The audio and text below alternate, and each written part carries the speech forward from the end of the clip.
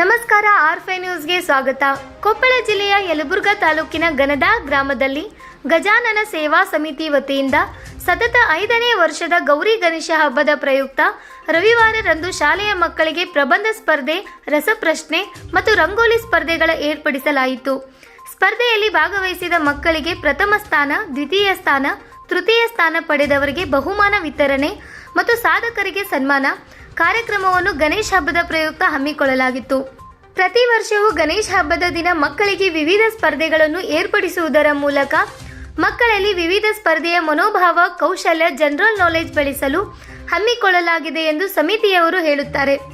ಈ ಕಾರ್ಯಕ್ರಮದಲ್ಲಿ ಸರ್ಕಾರಿ ಪದವಿ ಪೂರ್ವ ಕಾಲೇಜಿನ ಉಪಾಧ್ಯಕ್ಷ ಹನುಮೇಶ್ ನಾಯಕ್, ಕರ್ವೆ ತಾಲೂಕು ಅಧ್ಯಕ್ಷರಾದ ಪಿಡ್ಡನಗೌಡ ಪಾಟೀಲ್, ಯಮನೂರಪ್ಪ ಚಿಗರಿ, ರೆಡ್ಡಿ ಶಿಲ್ಪಿ, ಮರಿಯಪ್ಪ ಹತ್ತಿ, ಮಂಜುನಾಥ್ ಪೊಲೀಸ್ ಪಾಟೀಲ್, ಶಿಕ್ಷಕರಾದ ತಿಮ್ಮನಗೌಡ ಪೊಲೀಸ್ ಪಾಟೀಲ್, ಯಮನೂರಪ್ಪ ಪೊಲೀಸ್ ಪಾಟೀಲ್ ಇದ್ದರು. ವರದಿಗಾರರು ಬಸವರಾಜ್ ಮಂಡಲ್ಮರಿ, ಆರ್5 ನ್ಯೂಸ್, ಕೊಪ್ಪಳ.